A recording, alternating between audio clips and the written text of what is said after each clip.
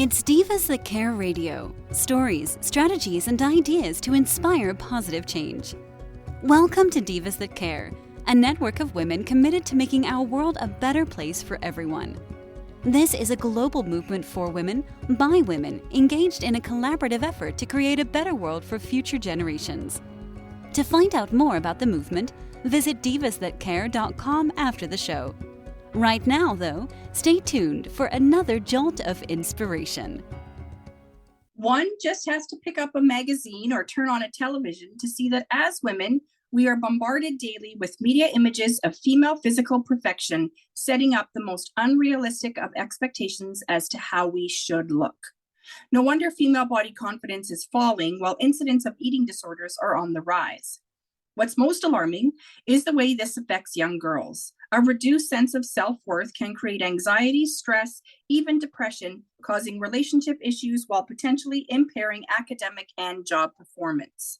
In direct contrast, Confidence in Bloom is designed to reinforce the truth and reassure every woman who has ever felt inadequate, unworthy, or tossed aside because of how she looks that no matter her age, shape, or background, you matter, you are enough now. I, Tina Spolatini, a woman of substance, insist women deserve to be happy, confident, successful, and totally in love with themselves in their own bodies just the way they are. Through an ongoing series of intriguing conversations with women from all walks of life who are all extraordinary in their own right, we will embark upon a journey of ultimate self-acceptance and empowerment.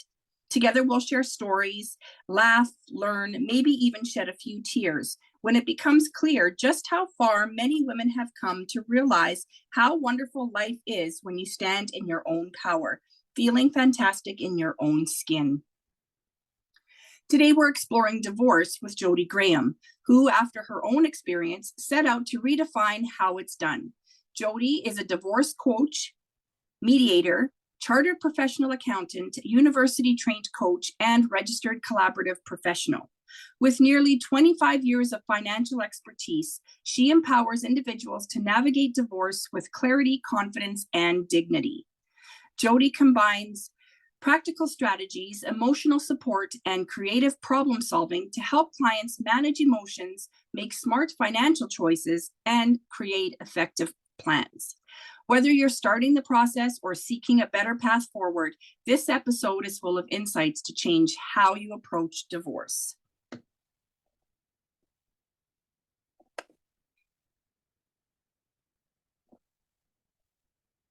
Okay.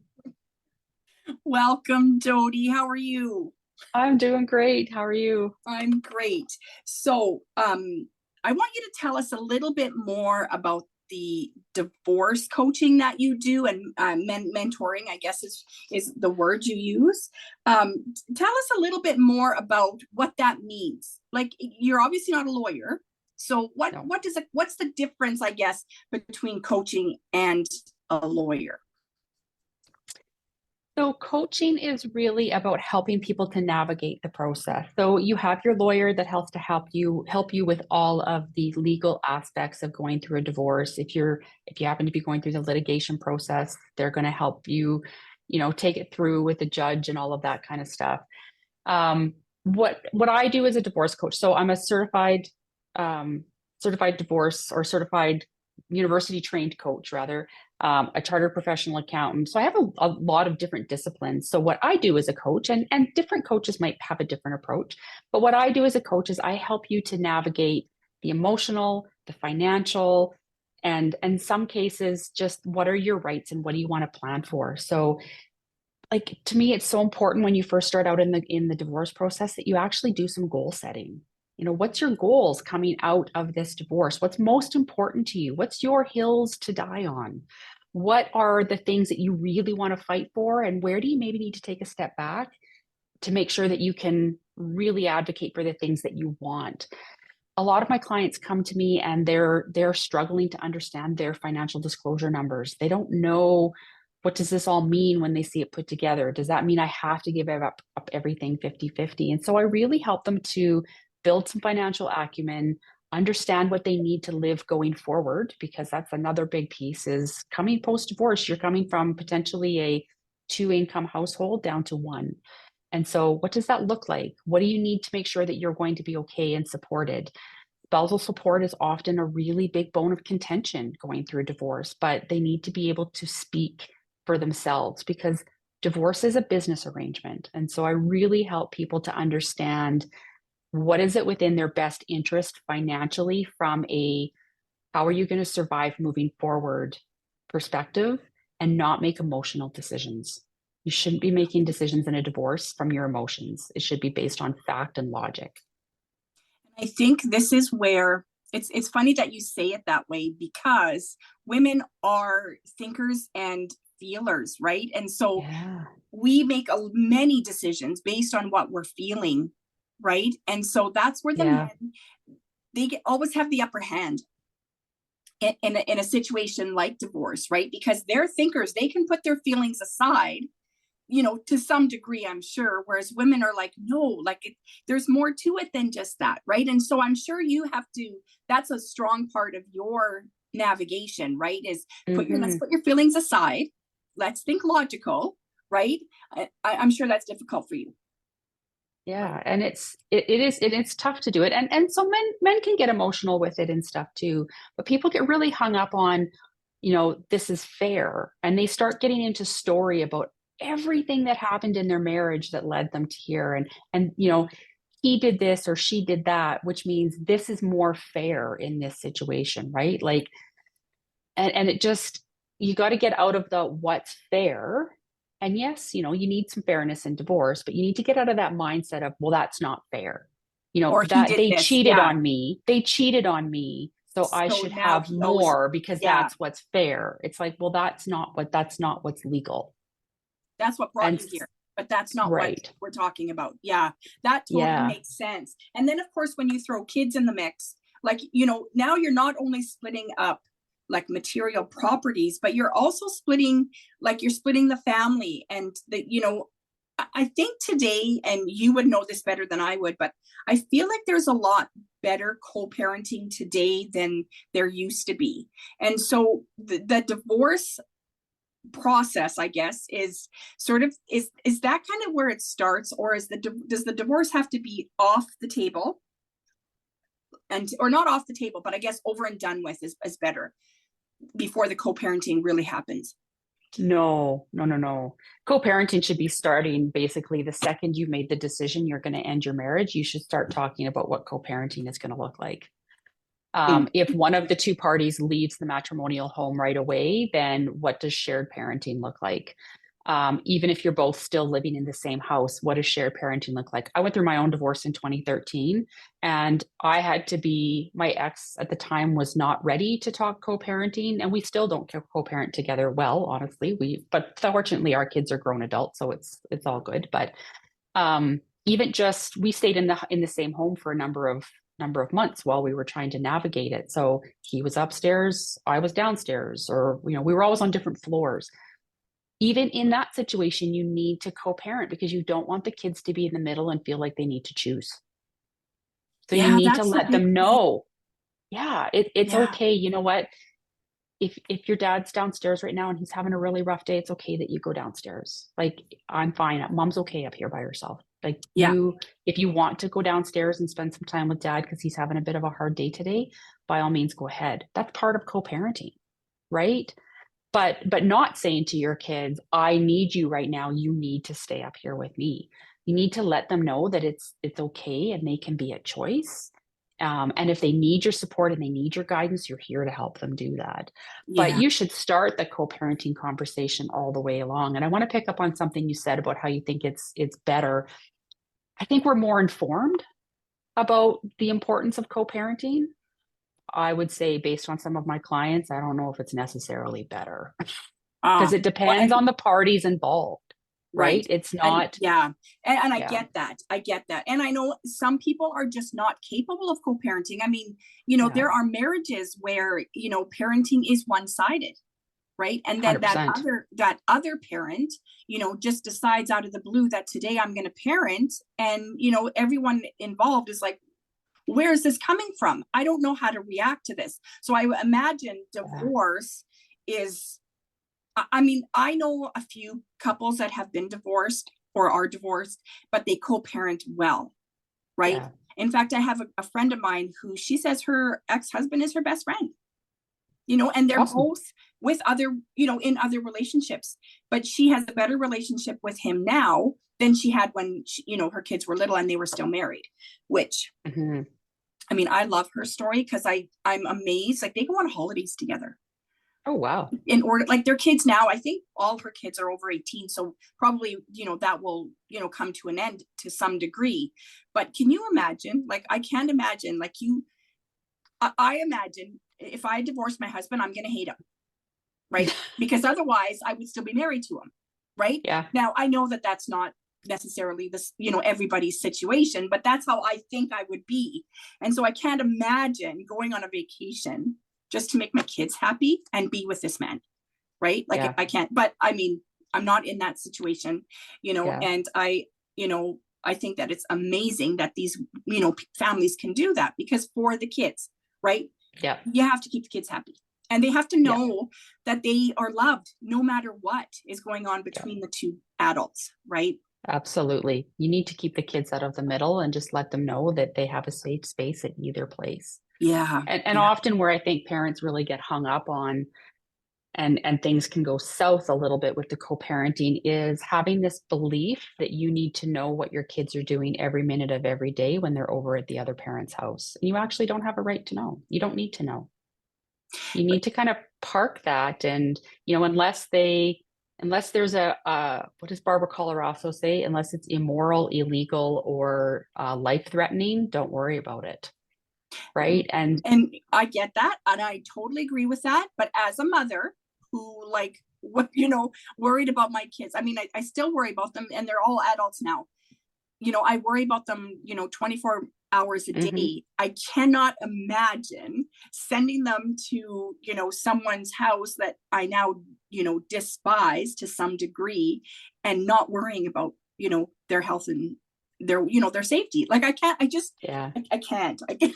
Yeah. You know what I mean? And it's what I know. It's one thing to worry, absolutely worry, but you actually don't have the right to reach in and say to your other spouse, your rules need to be this. You shouldn't be allowing them to do that, right?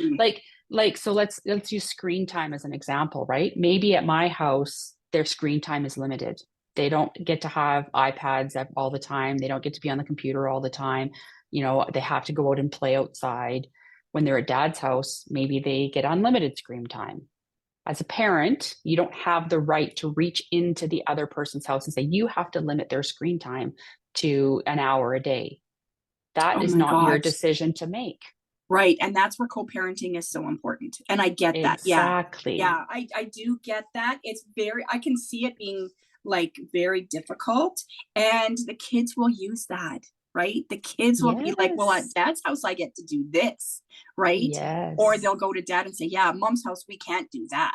And of course, kids like to exaggerate. So, the word never will come up a lot. And never and always. Yeah. Yeah, I can see that, right? And I remember before I even had kids, actually, I remember saying to my husband, if we ever have kids and we ever divorce, you better never say anything bad about me to my kids, right? Like, let my kids make their own judgments about me, right? And I would do the same for him, right? Yeah. Now, it's easier when you're not in that position. It's easier said than done. We all know that. Yeah. Right? Yeah. Because we've all said, I'll never let my kids do that. Right? Yeah, exactly. Exactly. Yeah, then we're like, oh my God, they're doing what I said they wouldn't.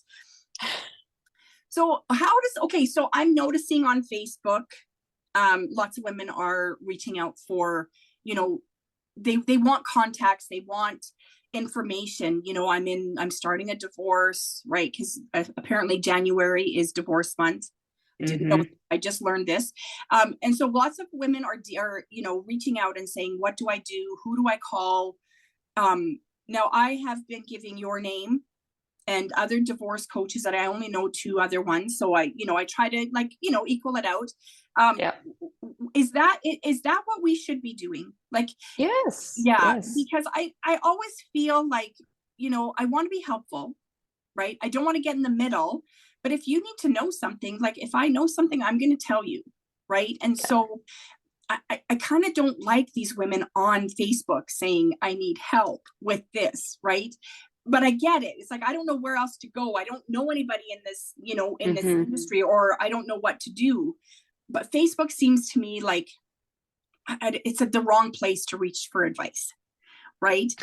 Yeah, you got to be careful when you're getting advice on Facebook. But certainly, I get a lot of clients that have come to me. They haven't even told their spouse yet that they're wanting to divorce, but they need to understand, what's this going to look like? What does the process look like? What are my options? I hear horror stories about having to go to court. Do I have to go to court? And so I walk them through, okay, this is the steps that you can be taking. If you're really sure, divorce is not an easy process. Even when I was the one that wanted the divorce, I was the one that said, I'm done. This marriage needs to be over. And some people will think, well, then that made it easier. No, it didn't make it any easier. The divorce was still extremely hard. I actually had a mental breakdown when I was going through my divorce. But what I do with these clients is, I offer a free 1-hour consultation. So what I would say is, if you have people coming to you and you know 3 different divorce coaches, hopefully the other divorce coaches offer a bit of a consult too, have them talk to all 3 of us. See which one is going to help meet their needs, because I'm sure how I coach is different than how somebody else will coach. I don't know any other coaches, or maybe one, that has financial and coaching and mediation training. A lot of them have coach training, or they're accountants, but they don't have all 3. Whereas I do offer all 3. I have all 3. And so, offer all 3 of us that is in the divorce coaching realm to those people, and say, you know what, reach out to each of them and see which one is going to meet your needs the best, because somebody else might have more experience in co-parenting and just dealing with some of the emotional stuff than I do. Or I might have more experience on the finances than somebody else has. And unless you know exactly where their pain points are, any one of the 3 of us might be a better fit. Right. And that is very true. Yeah. And a lot of them, like you said, if they're just starting the process, they don't know what they need. Right. I remember a friend of mine who went through a divorce. She was, crying the big tears, and she didn't know where she was going. And, she's like, and now the lawyer wants like financial reports or she had some fancy name for it. And she goes, I don't even know what those are. Never mind where to find them. Right. And so that's where I come in. Right. And so, then, when she realized what that meant, she was like, I cannot believe what I have to go through. And the thing is, he knew it was coming. He knew they were going to ask for that. And so he made it very difficult for her to find them. He wasn't going to help her find them. He said, well, if you want them, they're there. But he made sure it was very difficult to find. And I'm sure you have to walk your clients through a lot of that as well. Yeah. And I try to take the overwhelm out of it, because like when you go to the lawyer, they hand you the financial disclosure package and they say, here, this is what you need to gather. Well, not everything on that list applies to every single person, right? Like if you don't have a business, you don't have to provide financial statements, right? But a lot of people don't get that. They just see this long list and they think they have to provide everything on the list. Oh. Yeah. Or they get this list and it's just it's just overwhelmed. They just don't even know where to start. And so I'll say to them, you know what? How about this week? Get your bank statements together. You need 6 months worth of bank statements. So what are the accounts that you have? Well, I have a checking account, a savings account, this account, that. Okay, so gather the bank statements for the last 6 months just for those accounts. Yeah, but it says nope, just go do those. Take the overwhelm away. That's a great way. Yeah. And so I break it down into smaller steps. And then once they have it all pulled together, then we start putting it together into spreadsheets that I help them with. And then we start talking about, okay, what does this mean? What does this look like? And sometimes I get brought into 2 cases because I'm a registered collaborative professional. So I work on collaborative divorce proceedings. I'm working with one couple right now where, they've got through most of the negotiations, but they couldn't agree on who took what money out of the joint account. Oh my And so she had her numbers figured out, he had his numbers figured out, and they were $80,000 apart. And Oh so my the lawyer said to goodness. me, can you help us figure out who took what out of the bank account? And for me as an accountant, I just, yeah, no problem. And I literally just started working through every transaction and to figure out who it all belonged to. But so I get brought in to do stuff like that too, to just help people understand, where they're going about it. Because if you're not an accountant and you're not used to spreadsheets, the way you approach things might be illogical. Well, of course, because if I don't know what I'm doing, I don't know where to start. Yeah, I could see Right. that. I could Right. totally And see that.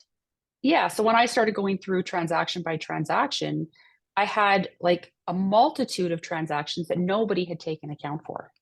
Nobody had said it was mine. And so then I had to start weeding through and doing Google searches to figure out what was the location of that store and who was it closer to. And so I had to do a little bit of, I don't want to say forensic, but like just really kind of digging in to figure it Private out. investigation for sure. That's kind of a fun Yeah. thing, but Yeah. So I do stuff like that sometimes too, right? Like it's a case of, okay, so if somebody's saying, you know what, we have to figure out who took what out of the joint account. Can you help me put my side of it together?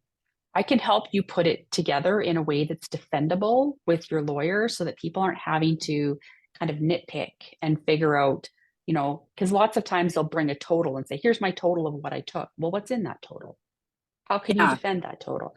So, I can just help them put it together in a way that they can take forward to their lawyer that's logical, it's easy to see, easy to read, to take the guesswork and the charge out of it, I guess, because that's when the tension starts happening is, well, I don't know what's in that number, so I'm not going to agree to it.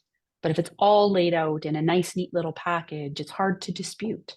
And so right. I help people pull things together in a way that's logical and defendable. I like that. I like that. I mean, yeah, because then there's no questions, right? Mhm. There's no questions of who did what. I like that.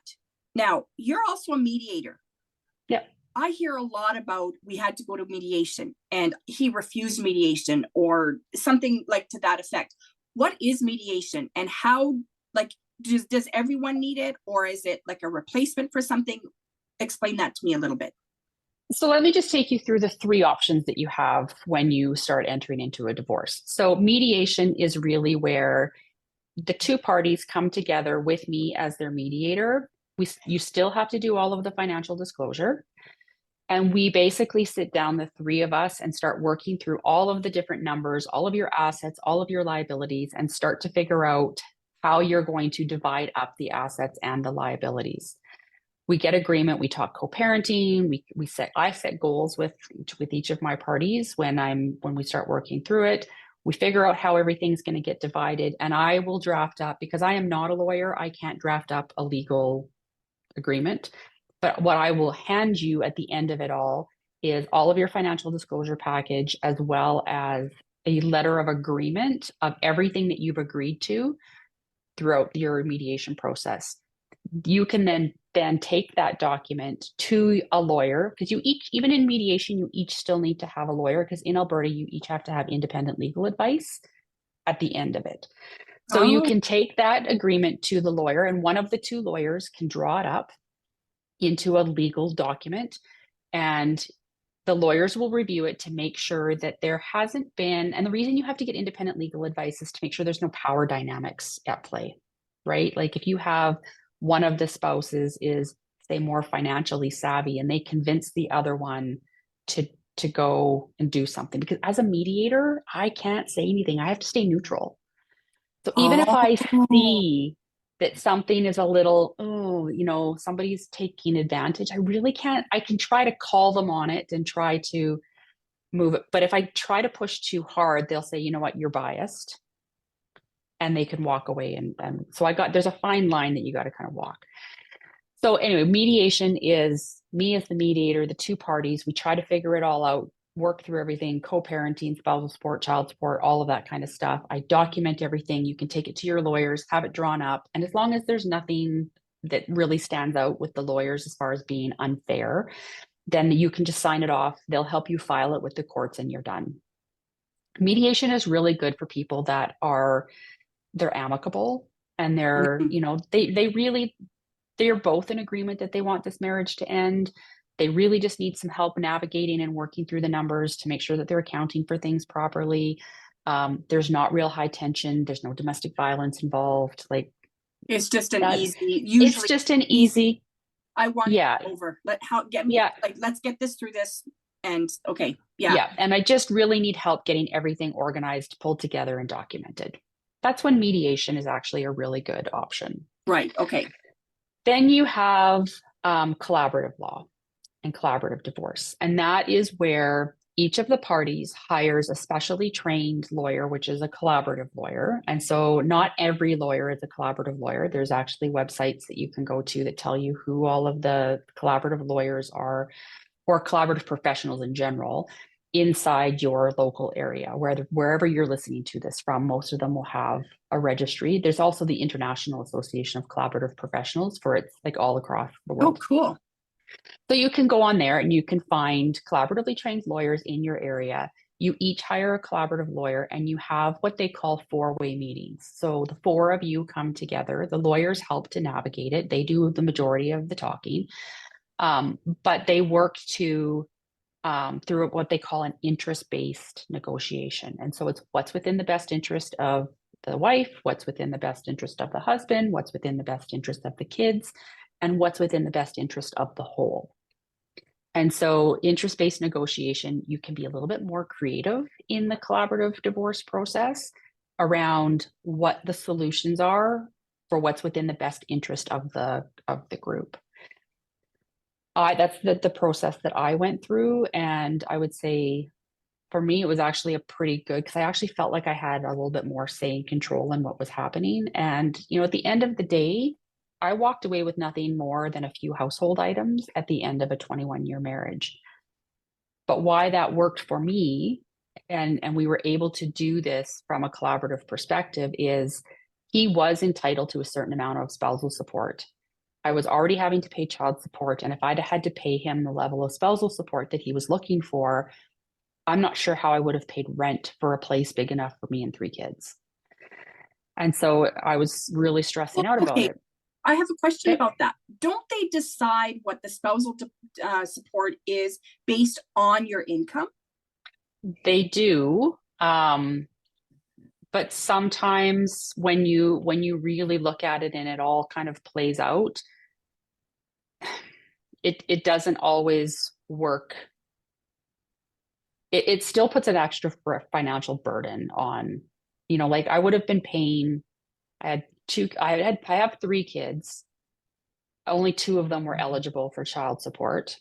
I was paying $1,800 a month in child support, and he wanted an additional $1,100 a month until I retired. And so my take home, and it's all done on gross pay. And so my take home pay, like I would have been really hard pressed to be able to have anything more than a fairly small apartment for that kind of money. So it's supposed to, but it doesn't, it still puts a lot of financial strain on the overall scenario.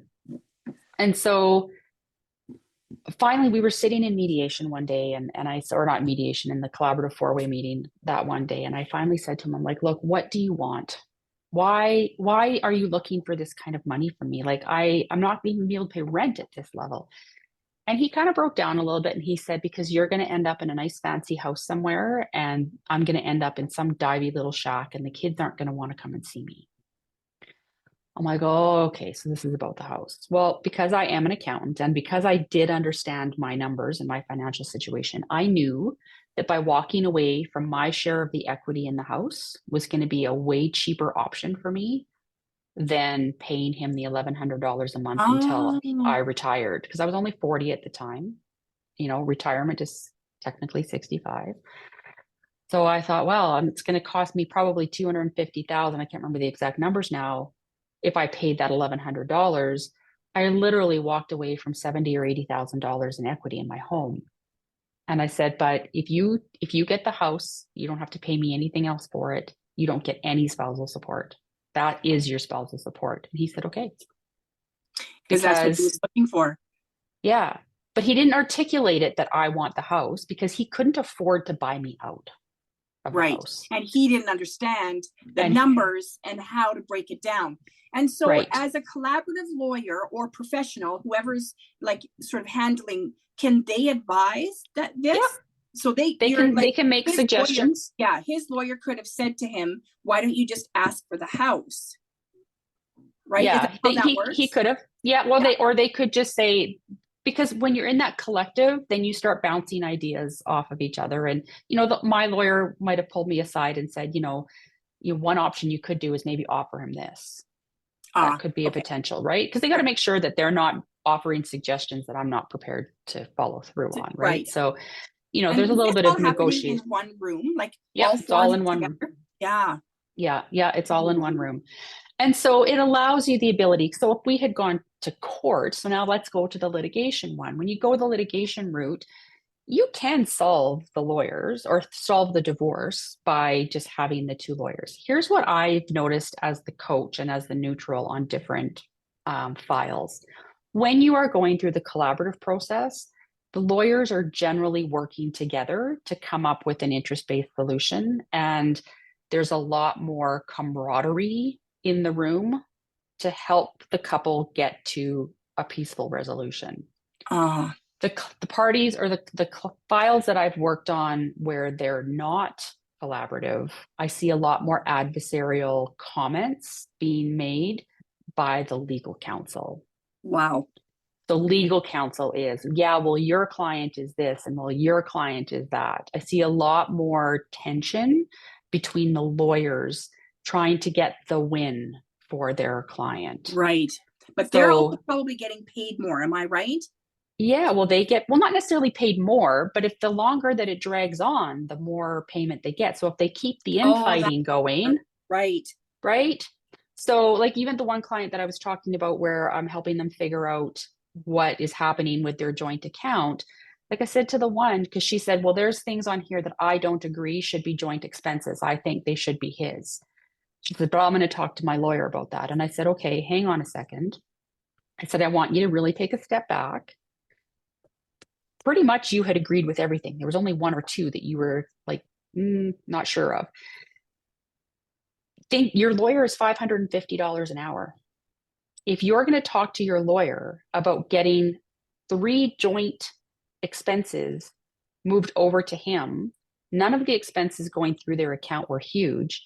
You are probably going to spend more than $550 talking to your lawyer about how to fix $300 worth of transactions. You need to think about what's the return on investment for the conversation that you're going to have with your lawyer. That's the accountant. That's the accountant in me. Like, you need to really stop and think, is it worth it to fight for these 3 transactions for principal?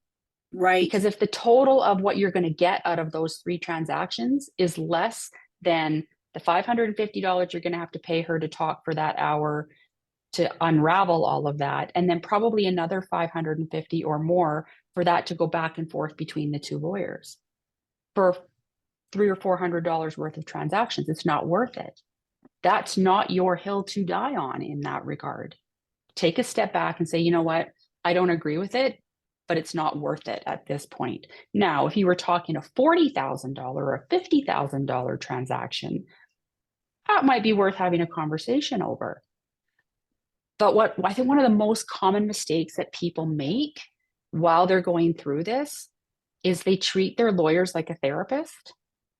And they get into this whole story about, here's how I was done wrong by through the entire marriage. And they start talking to their lawyer about irrelevant information that has no bearing on what you're legally entitled to. And the lawyer will sit there and listen, right? Because the longer that clock is running, the more money they're going to, I mean, they're not all out there just for money, but that is the reality, right? The longer we sit and have this conversation, the longer or the higher your bill is going to be at the end of the day. Yeah. Yeah. And I know that some lawyers, like I know I've talked to a few where they have said to their clients, that's irrelevant. Like but people still get into story. Yeah. Right. And so that's, yeah. And so that's the other way that as a coach, I can help you, because we can have the conversation and I can help you move through some of those emotions and some of that needing to get your side of the story out. And then we can come up with a plan and a strategy on how to talk to your lawyer about those particular things if they are something that could influence the legal outcome of it. Right. Right. Like I can listen to it and say, you know what? So for the last, 30 minutes, you've been telling me all the woes of what's happened in your marriage. These 3 things, I think you maybe need to chat with your lawyer about those, because that might have an impact on how things get allocated. The rest of it, leave it to you and I to talk about how to work through it. Or I might say, you know what, you're talking now about some trauma that you need to deal with. You actually need to engage with a therapist on that stuff. I'm not a therapist. I will never profess to be a therapist. If I see somebody, really having to navigate maybe emotional abuse in a marriage or financial abuse in the marriage, I will start to talk to them about other supports and networks that they need to start bringing into their life to help them heal and work through that.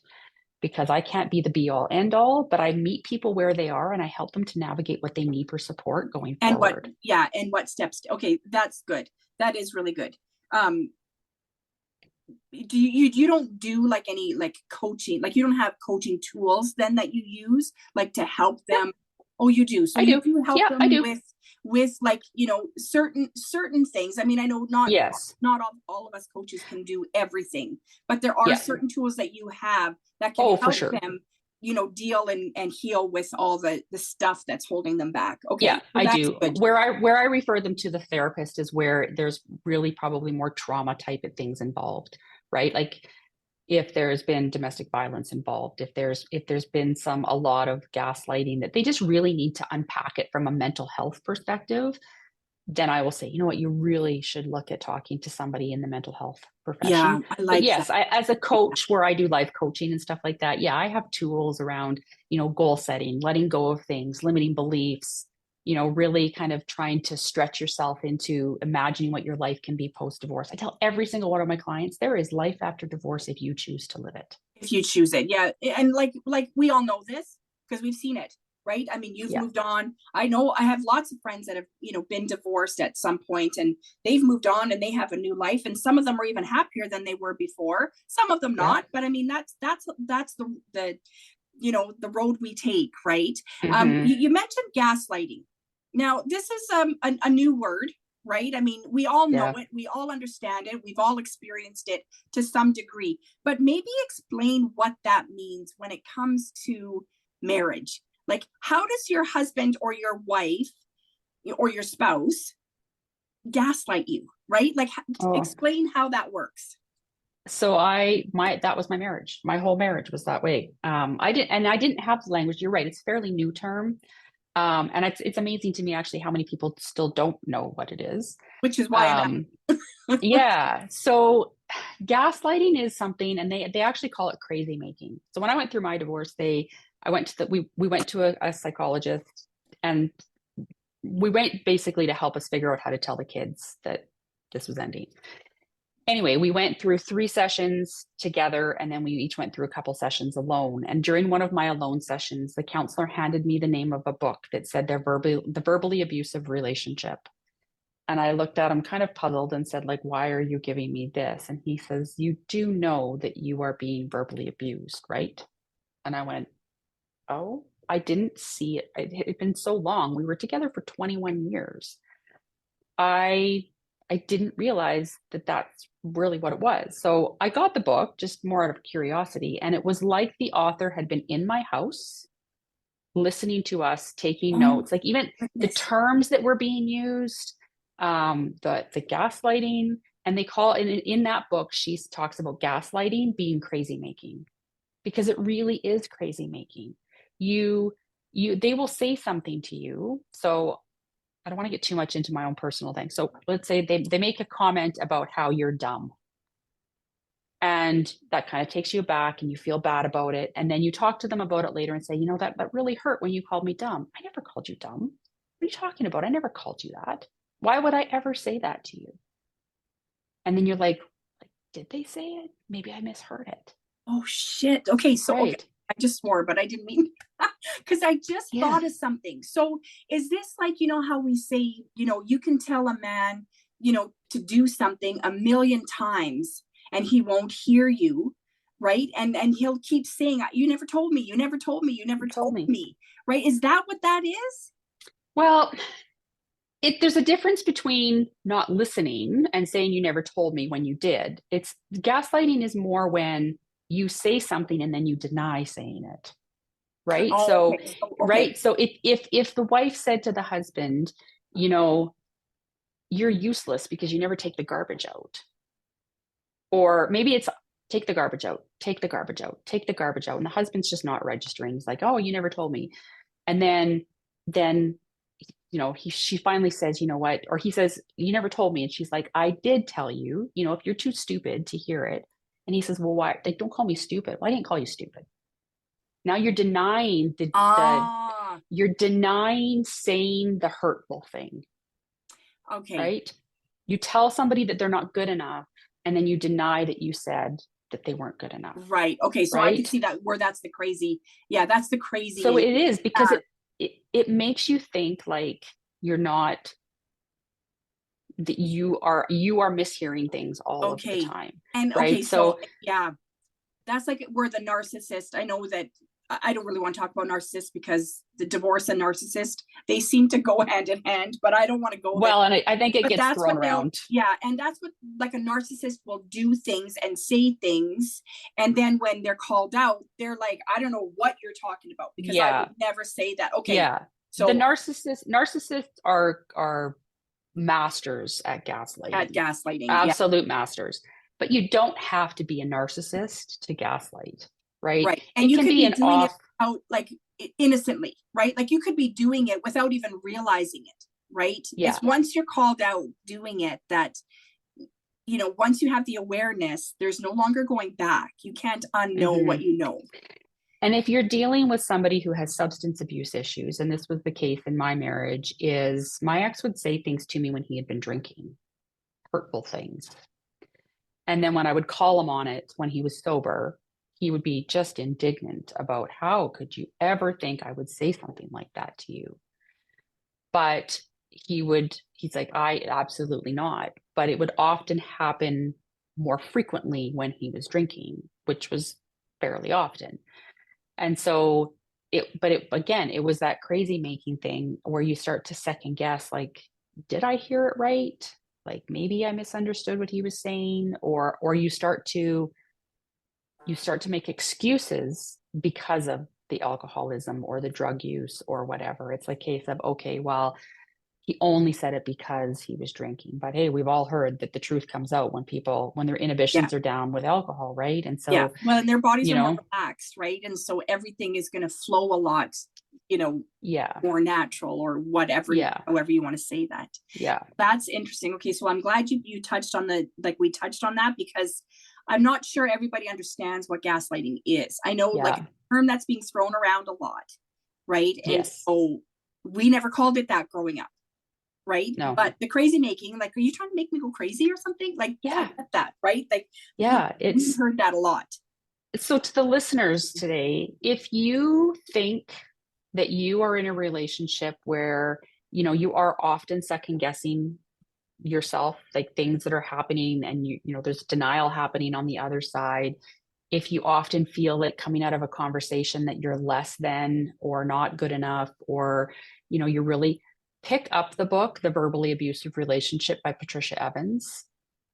If you are being emotionally abused, I can guarantee you will see yourself in that book. She touches on so many different aspects and dynamics in that book. Like I said, it was spooky. It was like she had been in my home taking notes for 20 years.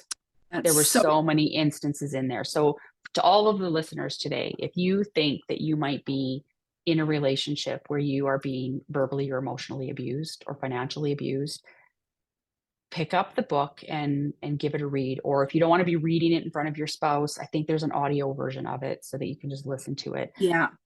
But if you feel that that's where you're at, because, you know, then you can approach things differently from a counseling perspective, from getting help. Like my ex and I had gone to counseling 4 or 5 times before we actually went through the divorce. And I remember walking out of a counseling session one time, and we had been talking about his drinking, and he basically said to me, I don't have a drinking problem. You have a problem with my drinking. And I'm like, yeah, I actually do have a problem with your drinking, but you also have a drinking problem. But he would often tell the counselor everything that he wanted to hear. And then we would Funny walk how, out. yeah, And that is a form of gaslighting. yeah, That is a form of gaslighting. To everyone else, you are this persona. And then when we're in private, you talk to me differently and you acknowledge things totally differently. That is also a form of gaslighting. And that happens so often too. I stayed in the marriage longer because he was Prince Charming to everybody else. He was Mr. Social Butterfly, and everybody thought and I had so many people say to me, "You're so lucky. You're so lucky." Because he would stay at make home during everything the look day. good.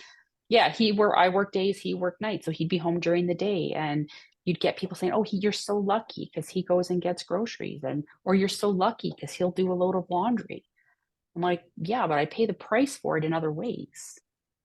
And Yeah. so, And the yeah, thing is, nobody knows what goes on inside your four walls, exactly. right? Right. And when they judge you based on what they see, you know, and they should know they're missing a big part of the story, right? Right. So the best But is the to not gas, notice, right? Is to yeah, not judge what you see. but some of the gaslighting can happen when they're getting praise from other people and then they hold that against you, right? It's like, Right. well, everybody thinks I'm such a great guy because I do A, B, and C. And then they make you feel less than Right. Right. because of that.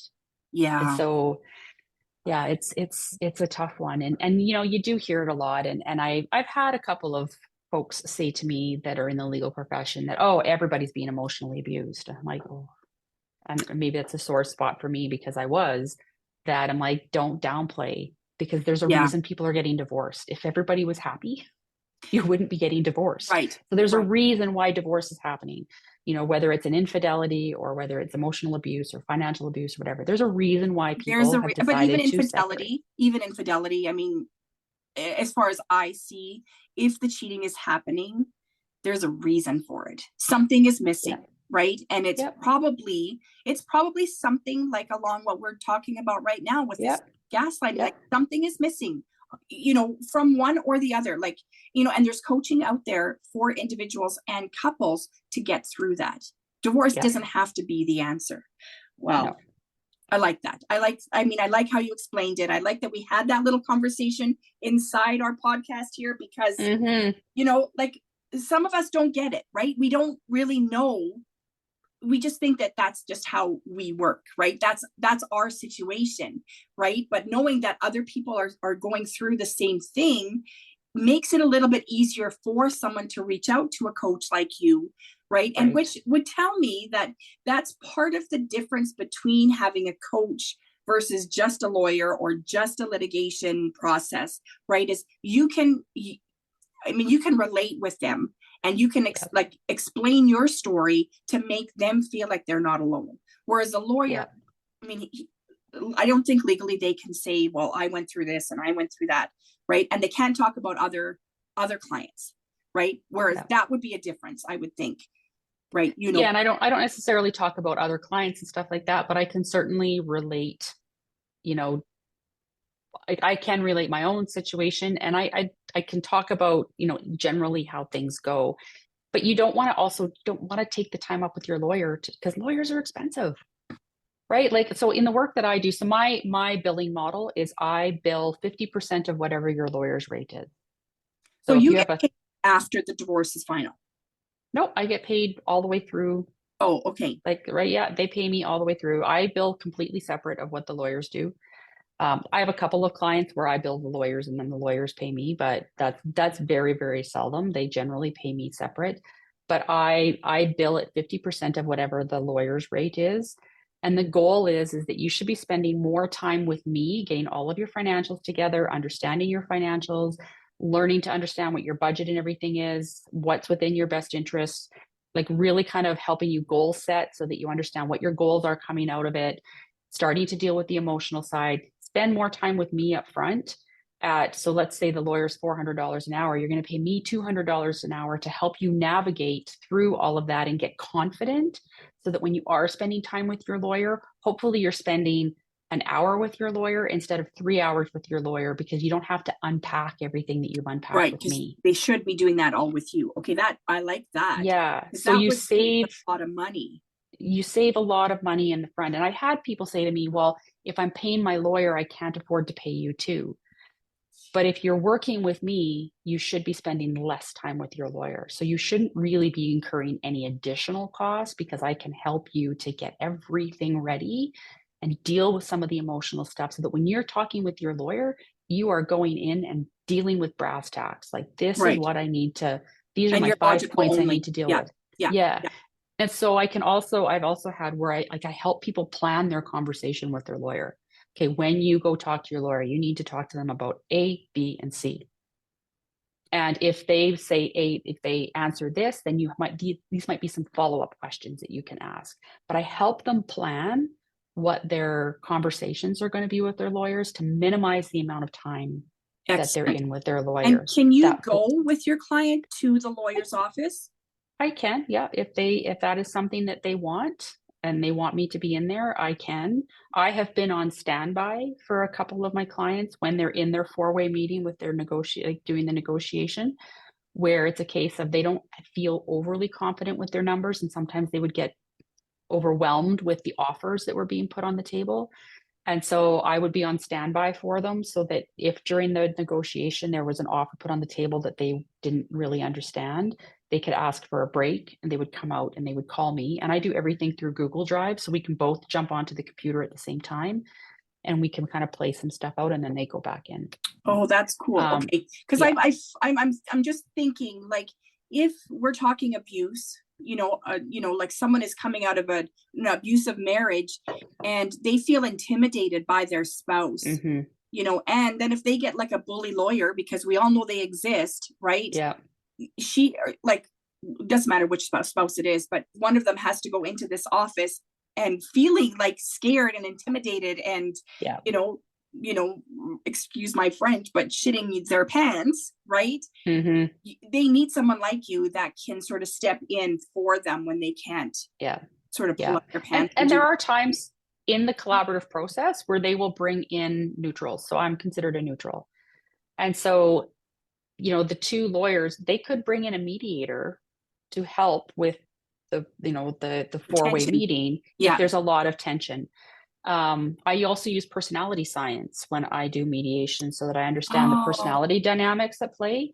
And so in using that, I can see and understand how people maybe shift their personality a little bit as they're heading into stress. And that's a time to say, okay, you know what, let's take a little bit of a time out, where I can then talk to the one that I see going stressing. Okay, like, let's talk about what's happening here. Like, let's take a break and let's get you back to where you were. Yeah. And let's get back so that you're not making decisions from a stress code. You're making decisions from your primary code, which is where you should always be making decisions from.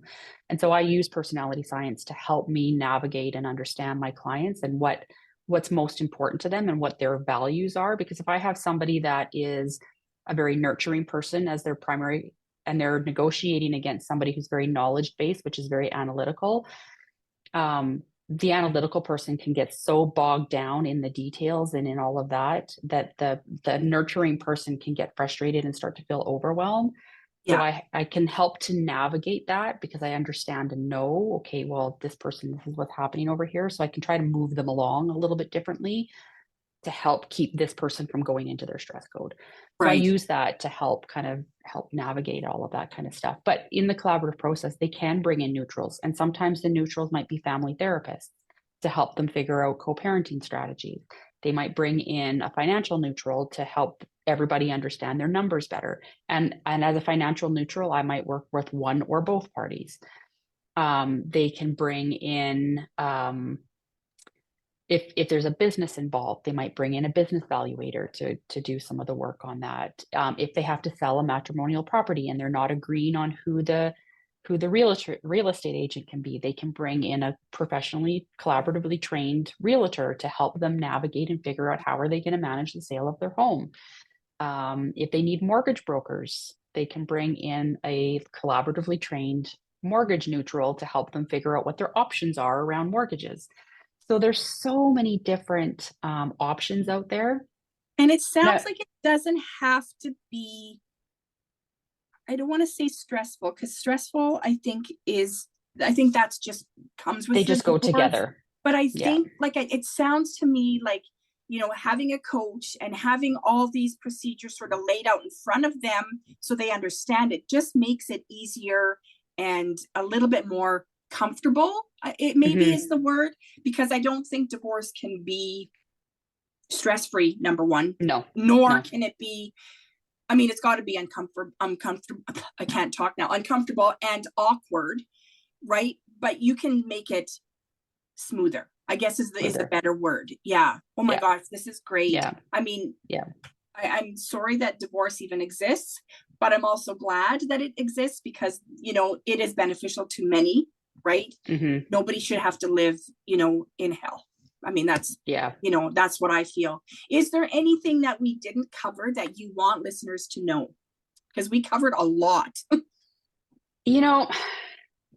I was just reflecting back on a conversation I had with one lawyer that I was talking to down in Lethbridge area one day, and he said, when it comes down to the collaborative process on things, sometimes I'll get clients saying, look, I don't want to go the collaborative route because I don't want to have to sit in the same room with them. I don't because there's power dynamics, maybe domestic violence. It doesn't matter which of the processes you go through, you're going to be in the same room with them. Mediation, you're in the same room. Collaborative, you're in the same room. Litigation, you're in the same room.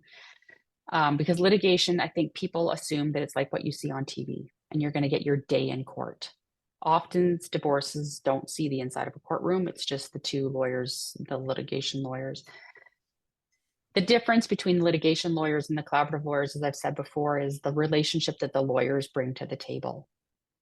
And so I would suggest to people, because when you do the collaborative process, I didn't mention this last time, I'm going to now, is if you agree to go the collaborative route, you will sign an agreement that says if you cannot come to agreement and you decide you want to go to court, you each have to fire your lawyers and start all over again. Oh my goodness. So there's a stress right there. So, right? But there's incentive to solve the problem. Right. Because you don't want to have to start over. But when you go that litigation route you're going to be in the same room with each other, but do you want a lawyer on the other side of the table that's going to try and make you look like a bad mom? Do you want the lawyer on the other side to pick apart every single thing you did wrong in your marriage to try and justify why the other party is asking for it? It's very, very adversarial and a lot of finger pointing. And I have a close family member that went through the litigation process, and I remember her telling me how horrific it was because they basically told her how much of a terrible parent she was and how irresponsible. And she's a great mom. She's an absolutely wonderful mom and would do anything for her kids. Yeah, my heart is breaking right now just to think that someone could do that to someone they don't even know. Yeah. Right? Yeah. And they found out later is that the two lawyers had an adversarial relationship, and it was personal for them. But this family member of mine just got ripped apart about how horrible she was. And I'm like, so yeah, you're all going to be in the same room together, but do you want to be in a room where people are actually looking out for your best interest and trying to keep it a collaborative approach versus the adversarial one? So, unless it is a high conflict, like I have another client right now where there is a lot of abuse happening, like emotional abuse, financial abuse. It was escalating to physical abuse, which is why she left. And so they had to go the court route because there is no way she would ever be able to sit and collaboratively negotiate because he is a true narcissist. Like he might even have criminal charges coming up against him here soon. Wow. So, if at all possible, try to go the mediation and collaborative route because you are always going to have to sit in the same room with them. Right. Now I have one question that I just came up.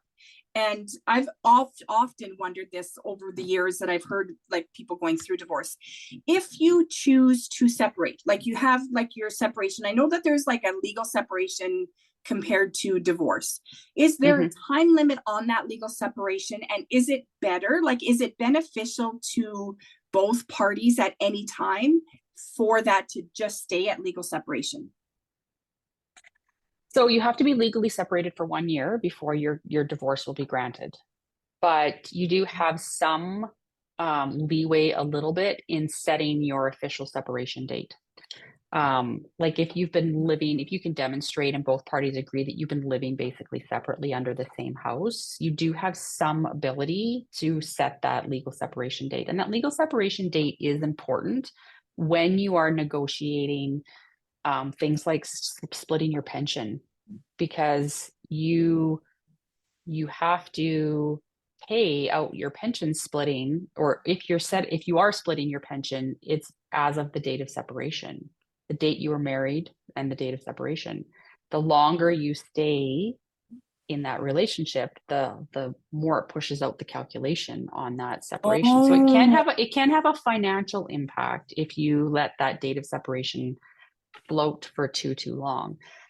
But you have to be legally separated for 1 year before you can be granted a divorce. But you can set kind of what that date is. For some people, there isn't a clear date, right? Especially like my ex and I lived together for months after.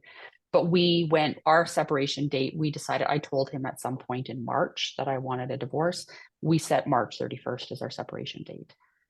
Some people will, one is living upstairs, one is living downstairs for 3 years. And then they say, okay, you know what, this is never going to fix. We're just going to divorce. You could go back and say, hey, our date of separation was the date that he moved down to the basement. And so there is some latitude in being able to kind of set that. I also have a client that she filed for divorce 12 years ago. And he refused to respond to anything. So she moved out. They came up with, they separated all of their finances. They, did a certain number of things, but they never actually went through the divorce process because he refused to acknowledge. And then out of the blue, 12 years later, all of a sudden now he's got a new woman in his life, and he filed her with divorce, or served her with divorce papers, and, wanted her to just bow down and do everything. And she's like, yeah, no, like, you didn't do anything 12 years ago.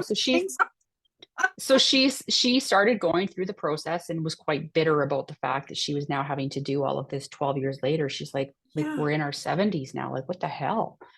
And so she got the lawyers and everything involved and served him, and now he isn't responding again.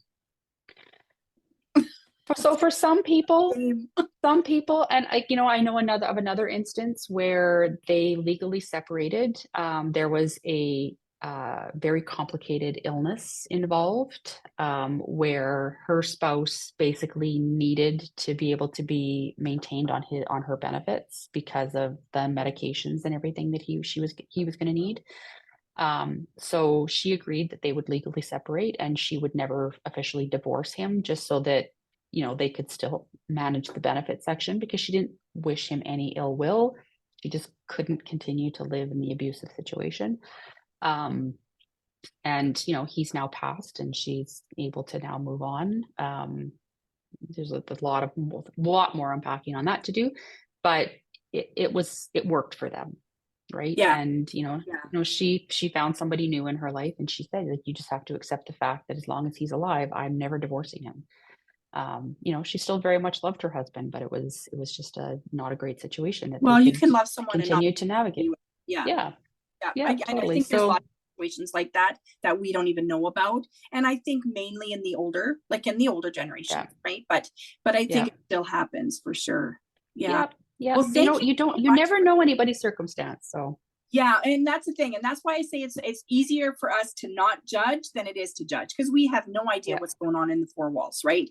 Exactly. So yeah, thank you so much for this. I mean, I'm not interested in divorce, I'll be honest, right? Myself personally, I've already told my husband the only way out is you're going to kill me, right? That's the only way out. Right. But at the same time, unfortunately, too many of us are dealing with situations like this, and I think many people, women especially, have no idea how to go about it. And so this came up at a good time. I didn't even think about that when we booked the podcast, and I didn't know about January, divorce January. So this is, it's good timing. And, perfect. I'm really happy that I have you in my world, so that, I can help women, better when they do ask, what do I do? Where do I go? So, you know, I've been giving your name out honestly, I bet you 10 times this month already. So hopefully somebody reaches out to you and they say that, you know, they got your name from me. Yeah. And I mean, find me on social media. Like one of my clients right now posted in our local community group. She posted anonymously and put a question out to a mom's group that I'm in that basically said, hey, I'm dealing with a divorce thing. I'm feeling really overwhelmed. Do any of you have any experience with this? Like she was asking the mom group for some support anonymously. And I responded on that and basically just said, I'm a divorce coach. Feel free to reach out for a consult. I'm happy to be here to help you. So, you know, find me on social media and DM me. Like I post a lot of stuff. It's funny, I was talking to somebody and they were talking about social media and how, you know, of course, coaches, we use it for advertising and stuff like that. And I don't get a lot of engagement on my posts, but that's because it's a personal thing. Yeah. And so I post every day something on social media about divorce because I just want somebody to be able to see it and recognize that it's something out there. I don't anticipate or expect a lot of engagement because a lot of people don't want people to know that they're going through it. Yeah, I believe. But I check my DMs on a regular basis. So if people see me on social media, I'm on LinkedIn, I'm on Instagram, I'm on Facebook. If you see me on there and you just have questions and you want to have a quick chat just to see if I'm a right fit, by all means, just DM me and I'm happy to have a brief consult with you. And on your social media, what are you listed as? Is it Jody Graham or is it Empowered Collaborations? Empoweredcollaboration.ca. So because my website is .ca, I just made everything the same. So my website is empoweredcollaboration.ca. My Instagram is empoweredcollaboration.ca, as well as my my Instagram, and then I'm on there as Jody Graham on LinkedIn. Perfect. I love it. Thank you so much. Have a great day. Confidence in Bloom is a celebration of self-love, a confirmation that even though you may not look like a screen star or a supermodel, they don't even look like that. You are an amazing, desirable, brilliant, gorgeous, talented woman. We offer unconditional love to our partners, our children, our extended family, even our pets. It's high time we got out of our own way and learned to unconditionally love ourselves. In Full Bloom Styling and Coaching offers an online program combined with one-on-one coaching in confidence building, personal branding, and creating your signature fashion look. Chic definitely does come in every shape, so if you want something to believe in, start with yourself. If you'd like to be a guest here on Confidence in Bloom, contact me through Instagram at infobloomstyling, by email tina@infobloomstyling.com, or through the Divas That Care website. Thanks for listening. This show was brought to you by Divas That Care. Connect with us on Facebook, on Instagram, and of course on divasthatcare.com, where you can subscribe to our newsletter so you don't miss a thing.